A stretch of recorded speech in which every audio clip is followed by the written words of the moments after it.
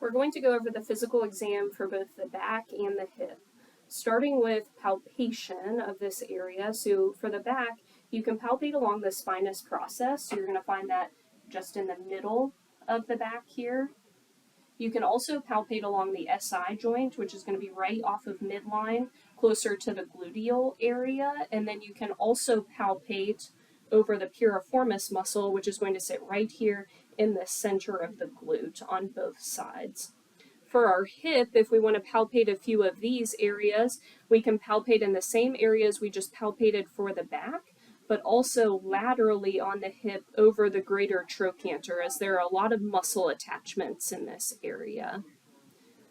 Now that we've done palpation, we can do range of motion. So with our back, we can have the patient flex forward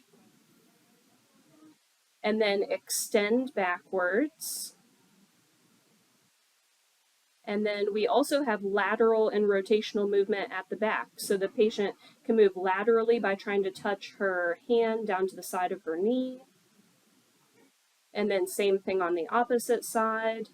And then also rotating at the low back. And we want to make sure that her hips stay square, but she's just rotating the upper part of her body. So then moving on from here, we've now done palpation and range of motion, and we're going to do a little bit of strength testing. So we're going to have the patient be seated, and then we'll move into hip range of motion after we've done this. So for strength testing at the low back, this is very important because if the patient were to have a nerve injury, that would require us to get more immediate imaging or more immediate intervention, they're going to present with a couple of findings. One of those things is going to be alarm symptoms, which you guys have talked about a lot, I'm sure. Things like fever or saddle anesthesia. So also, sudden weakness would make us think something worse is going on here as well. And we're going to test that by doing plantar and dorsiflexion at the ankle. And so we can have the patient both push their foot down into your hand, like pushing on a gas pedal and lifting up towards you.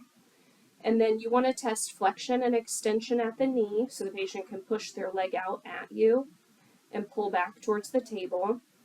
You can test abduction and adduction at the hip in this area too, so we can adduct against resistance and abduct. And then you can also test hip flexion from this position, or lifting up towards her. Now we're going to test reflexes, both of the patella as well as the Achilles tendon reflex.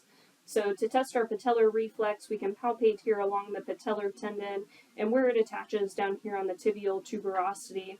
You want to take your reflex hammer and try to hit right in the middle of that area to activate that reflex. So that was a good one, got lucky on the first try. To do our Achilles tendon reflex, you're going to palpate in a similar area, so along that Achilles tendon. And so you can do this two ways. You can palpate directly onto the Achilles tendon and hit the hammer right in that location, looking for the foot to go down. Or you can put your fingers there and actually hit the reflex hammer onto your hand, which can help you get the location a little bit better, looking for that quick reflex when we do that. So those are our two reflexes that we want to test. So we've done back range of motion, we've done some strength testing. Now we're going to move into hip range of motion. We've already tested strength at the hip as well. There are a couple of ways to test hip strength and range of motion. So we will have the patient stand for part of this. So from a standing position, we can have her flex her hip forward. Good. And then she can also extend back from this position. And then if she faces the camera, we can see her adduct across her body and abduct away from her body. So hip range of motion in those directions. The other ones we like to test with the patient more in a passive manner. So we'll have the patient lay back on the table to finish the rest of this exam. So for hip range of motion, we can test internal and external rotation as well. We'll have the patient straighten this leg out for us, and we'll bring this leg back. And then we can move the leg or hip internally by pointing the knee in towards the body, or externally by pointing the knee away from the body. So now we've made it through our hip and our back range of motion. We're going to do our 2 hip special tests. Both of these are looking for hip joint pathology, so things like hip arthritis or a labral tear. So our first test is Faber and our second test is Fadir.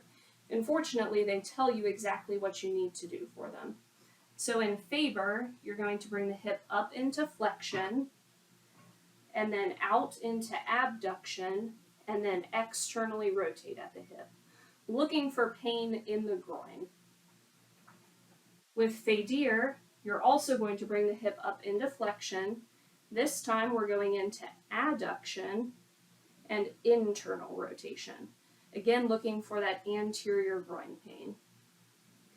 We have 2 tests for the back. So for these, we're really looking for reproduction of that patient's radicular low back pain symptoms. So let's say your patient comes in with low back pain that radiates down their right leg. We want to reproduce those symptoms running into the right leg. The first test we're going to do is straight leg raise. So here the patient is laying back on the table.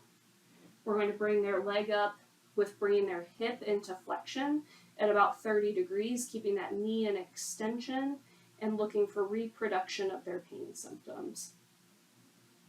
For our second test, it's called slump test. We'll have the patient sit up and hang their leg off the end of the table. Here, we're going to have her straighten this right leg out.